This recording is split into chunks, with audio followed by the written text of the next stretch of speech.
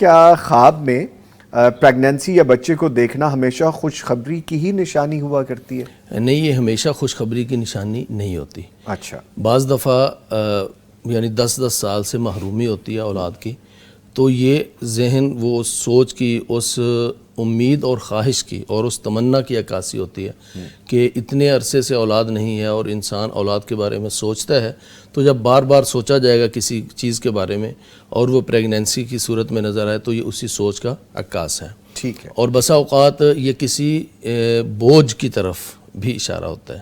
اچھا، لیکن وہ بوجھ ایسا یا ذمہ داری ایسی جو کہ جس کا نتیجہ خوشگوار ہو۔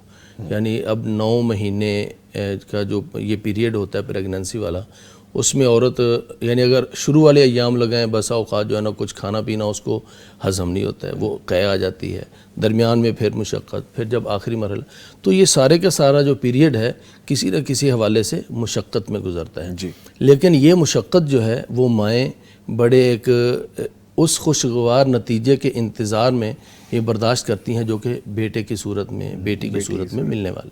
تو یہ ایسا بوجھ یا ایسی ذمہ داری آن پڑے گی، بس اوقات انسان کی جو ڈیوٹی ہے کام، اس کے اندر کچھ گھنٹے بڑھا دیے جائیں، یعنی کچھ اس طرح کی ذمہ داری، لیکن اس کے بدلے میں جب مہینے کے آخر میں ان اضافی گھنٹوں کی اسے ایکسٹرا سیلری بھی ملے تو پھر وہ خوشگوار بوجھ ہوگا۔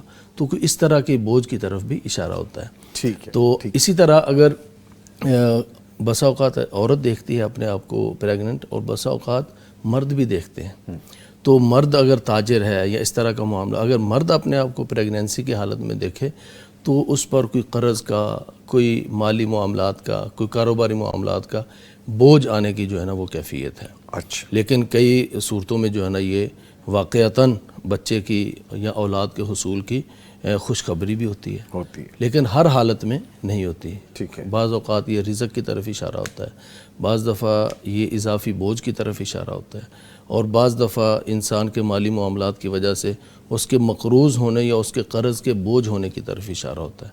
ہمیشہ اس کی کیفیت ایک نہیں رہتی، یہ تبدیل ہوتی رہتی ہے۔